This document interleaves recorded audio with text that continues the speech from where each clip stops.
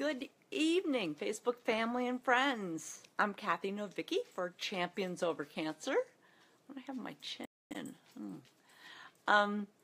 And today is day 64. What? It is Friday. My son's helping me out here. It is Friday, July 28th, and today is day 64 of my 90-day Facebook Lives. And today, I really didn't know what I was going to talk about. And then I thought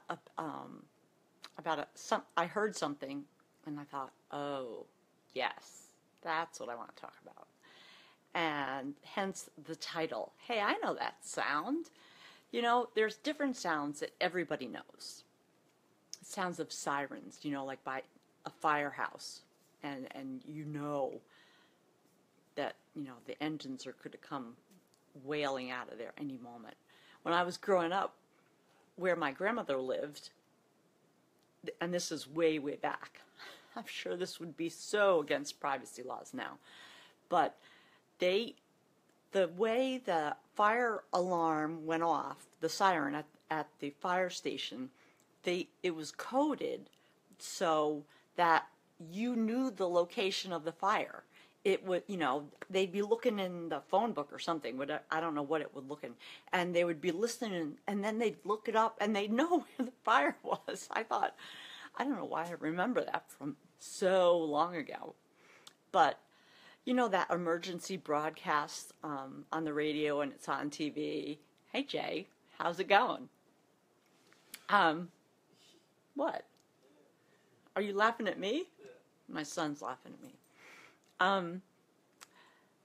Anyway, the tone, you know, where I won't put my hands in front of my face. The tone where it beeps, and I can remember one time I was in the car, and I was going somewhere. I have no clue where, but it came on, and I didn't think much about it.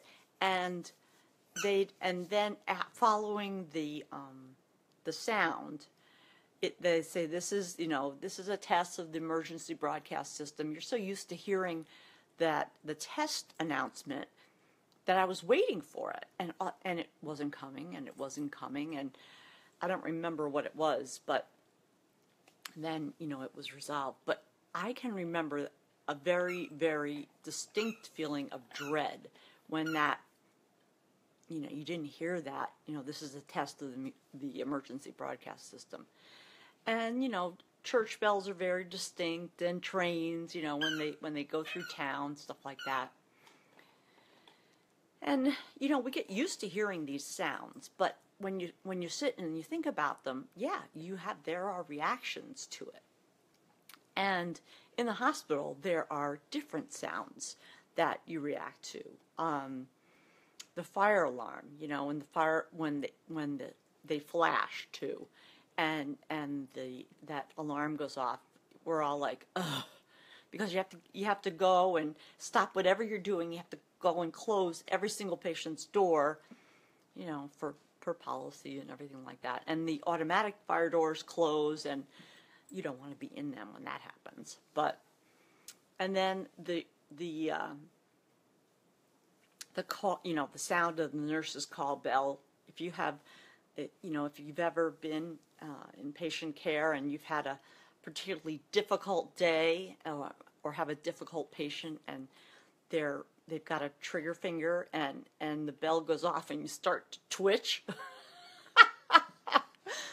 Yeah, that's a sound that you don't forget either.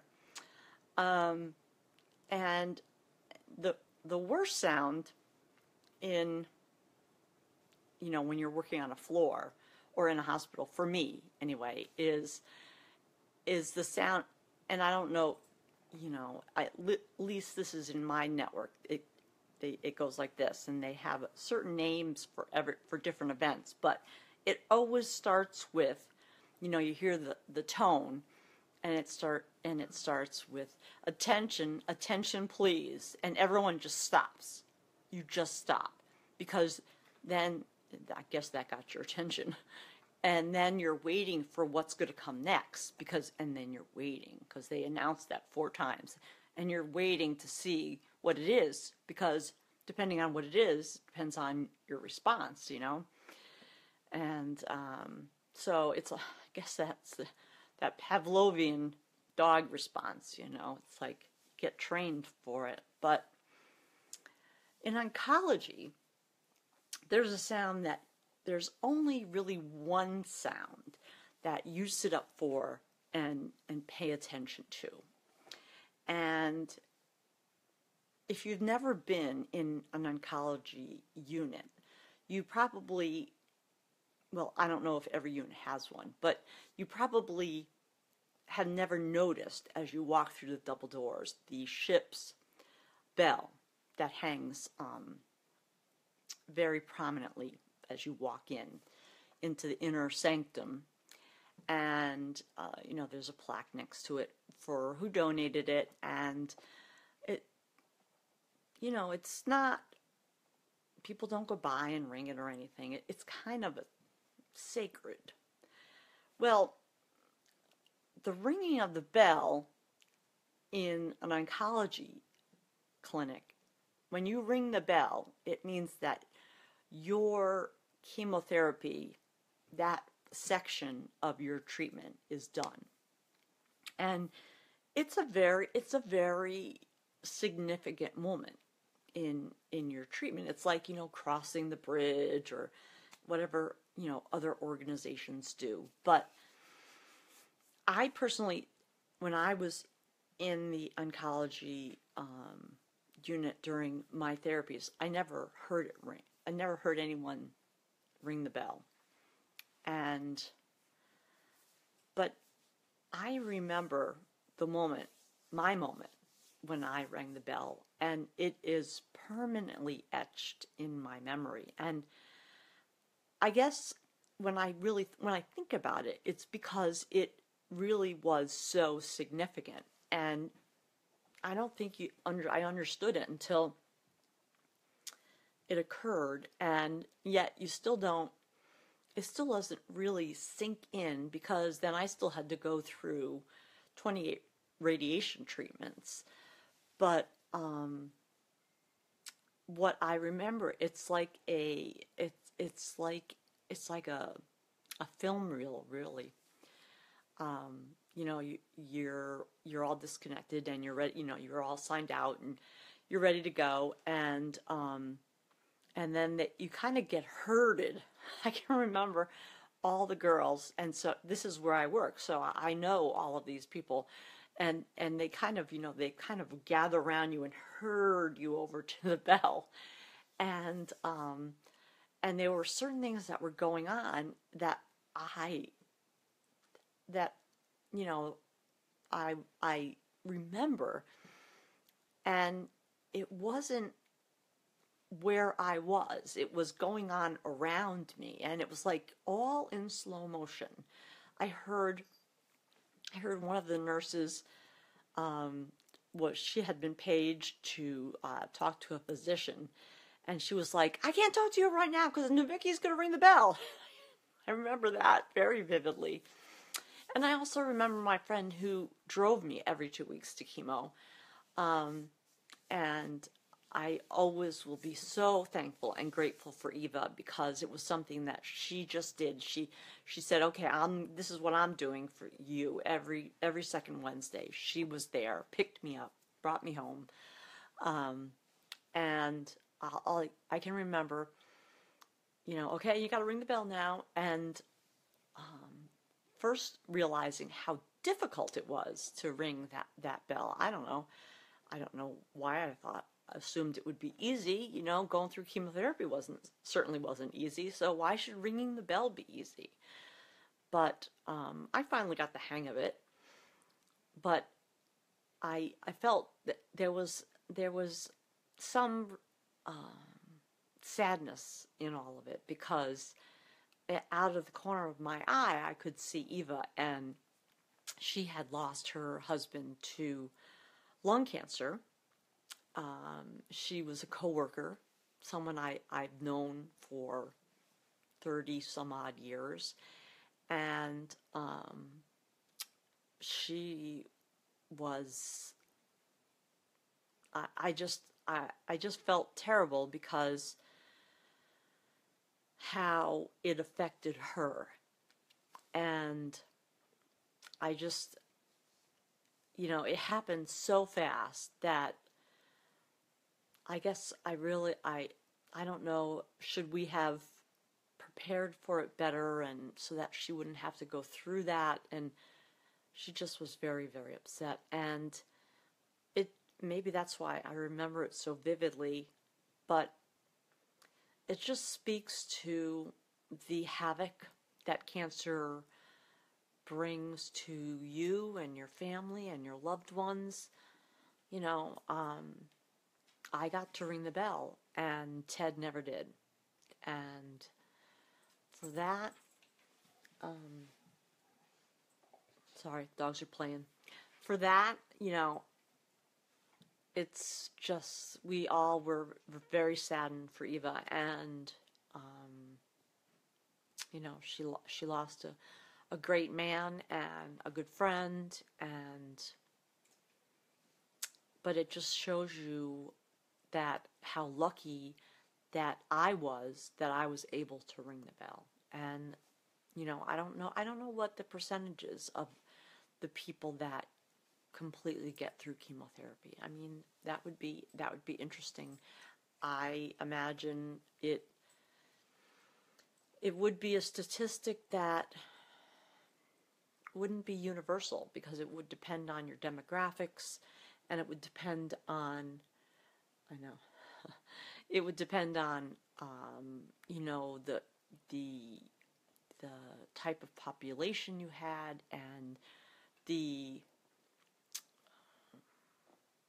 the incidence of what you treated most, the type of cancer that you treated most. And so I'm sure those numbers wouldn't be fair to compare one unit to another, because it wouldn't be comparing apples to apples.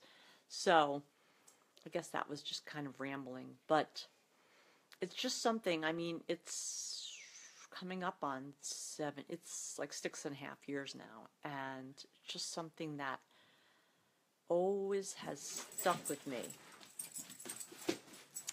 Yes, she's famous again.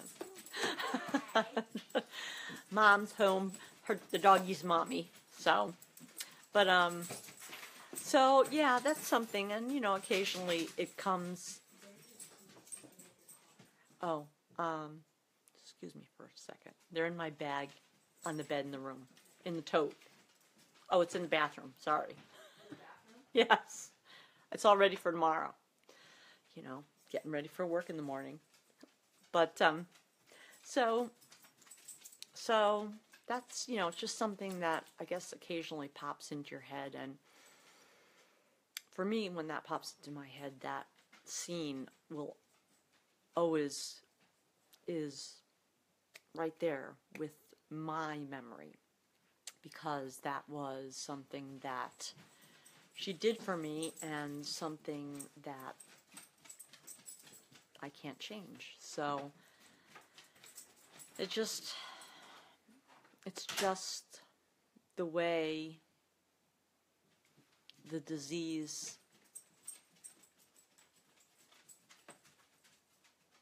kind of plays with you.